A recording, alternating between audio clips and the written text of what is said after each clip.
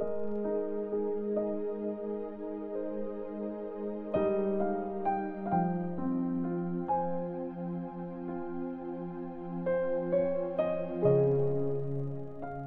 chapter 4. Ang temptation kay Jesus. Bumalik si Jesus mula sa Jordan na puno ng Holy Spirit at dinala siya ng Espiritu sa desert. Doon, tinuksyo siya ng devil sa loob ng 40 days. Hindi siya kumain noong mga araw na yon, kaya nagutom siya. Sinabi ng devil sa kanya, "Kung ikaw nga ang Son of God, utusan mo ang batong ito na maging tinapay." Pero sumagot si Jesus. Sinabi sa Scripture, hindi lang sa tinapay nabubuhay ang tao. Dinala siya ng devil sa mataas na lugar at mabilis na pinakita sa kanya ang lahat ng kaharian sa mundo. Ipibigay ko sa iyo ang lahat ng kapangyarihan at lahat ng kayamanan na to. Binigay sa akin lahat ng yan, kaya pwede ko ring ibigay kung kanino ko gusto. Kung sasambahin mo ako, ibibigay ko sa iyo ang lahat ng yan, sabi sa kanya ng devil.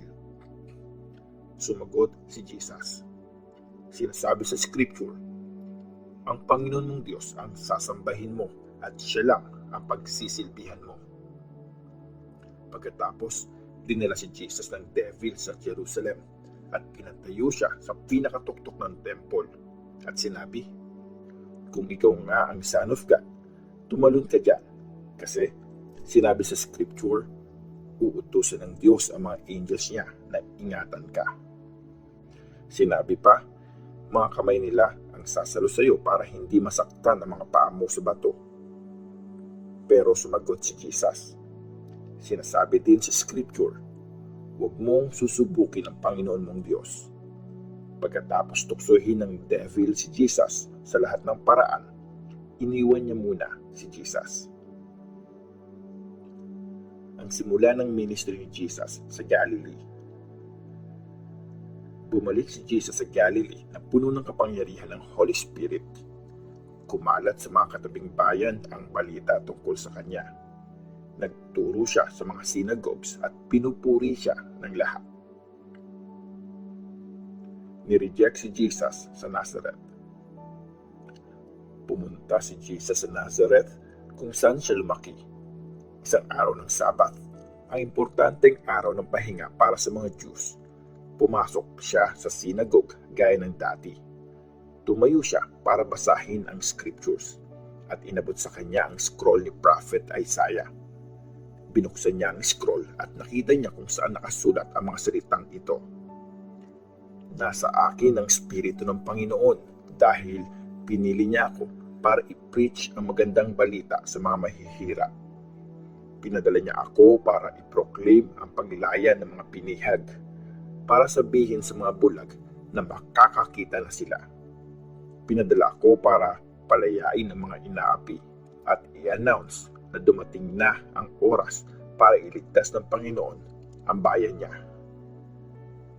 Nirolyo niya ang scroll, binalik sa assistant at saka siya umupo. Tinitigan siya ng lahat ng tao sa synagogue.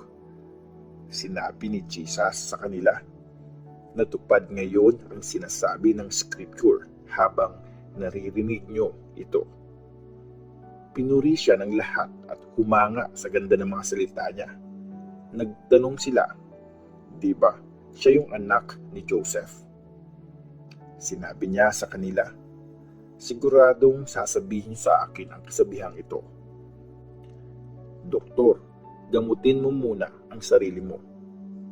Sasabihin niyo pang gawin ko din dito sa bayan ko ang mga bagay na ginawa ko sa Capernaum.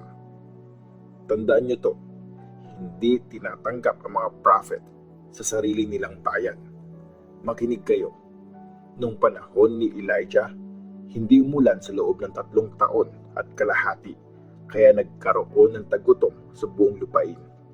Maraming byuda sa Israel noong panahong yun. Pero hindi sa taga-Israel pinadala si Elijah, kundi sa isang byuda na nakatira sa Zarephath, sa teritoryo ng Sidon.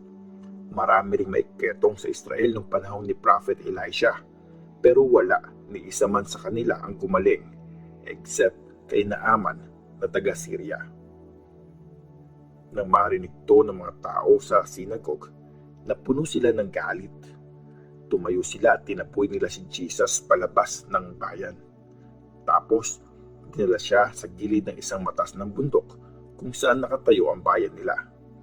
Gusto nilang ihulog si Jesus sa bangin, pero dumaan si Jesus sa gitna ng mga tao at umalis. Ang lalaking sinapian ng masamang espiritu. Pumunta si Jesus sa Capernaum, isang bayan sa Galilee. Tinuruan niya ang mga tao sa araw ng Sabbath. Bumilib ang mga tao sa teachings niya dahil may authority ang mga salita niya. Sa loob ng synagogue, may lalaking naposes ng masamang espiritu.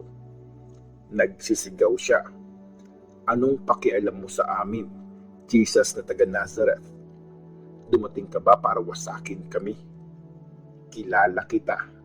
Ikaw ang banal na mula sa Diyos." Sinaway ni Jesus ang masamang espiritu. "Tumahimik ka. Lumayas ka sa taong yan." Pinabagsak ng masamang espiritu ang lalaki sa gitna nila at saka ito lumabas sa taong yon. Pero hindi nito sinaktan ang lalaki. Bumilib ang mga tao at nagtanungan sila. Anong klaseng mga salita ito? Mabisa at may kapangyarihan ang mga salita niya. Nauutusan niyang lumayas ang masasamang espiritu at lumalayas nga sila. At kumalat sa buong lupain yon ang balita tungkol kay Jesus. Pinagaling ni Jesus ang mga may sakit. Umalis si Jesus sa synagogue at pumunta sa bahay ni Simon. May mataas na lagnat ang biyena ni Simon kaya nakiusap sila kay Jesus na pagalingin siya. Tumayo si Jesus sa tabi ng higaan at inutusan niya ang lagnat na umalis at nawala nga ito. Tumayo agad ang babae at naghanda ng pagkain para sa kanila. Nung gabing yon, dinala kay Jesus ang lahat ng taong may iba't ibang sakit at karamdaman. Pinatong ni Jesus ang kamay niya sa bawat isa sa kanila at pinagaling silang lahat. Maraming demonyo din ang pinalayas niya sa mga tao.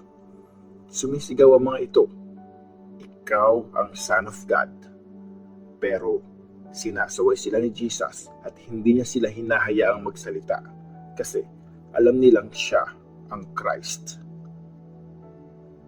Nag-preach si Jesus sa mga synagogue. Nang madaling araw na, umalis si Jesus sa bayan at pumunta siya sa isang liblib na lugar. Hinanap siya ng mga tao at nung nakita nila si Jesus, nakiusap ang mga tao na huwag na siyang umalis.